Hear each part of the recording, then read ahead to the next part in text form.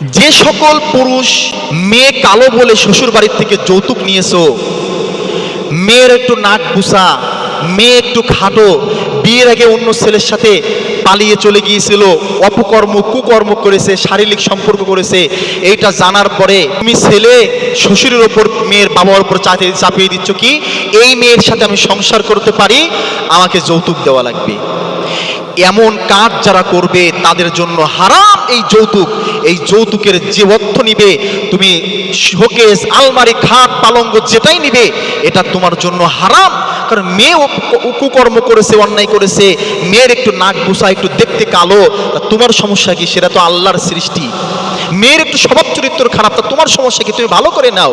মেয়ে একটু মোটু বেশি, মানে দেখতে খারাপ, মুখের কাটিংটা সুন্দর না, তাতে তোমার সমস্যা কি? হয় বিয়ে করবে না, আর যদি বিয়ে করো তোমাকে যৌতুক নিতে হবে কেন? যৌতুক নিয়ে বিয়ে করা হারাম। কিয়ামতের দিবসের জবাবদিহিতা করা লাগবে। তুমি ভিক্ষা করে খাও, তুমি যৌতুক নিলে কেন?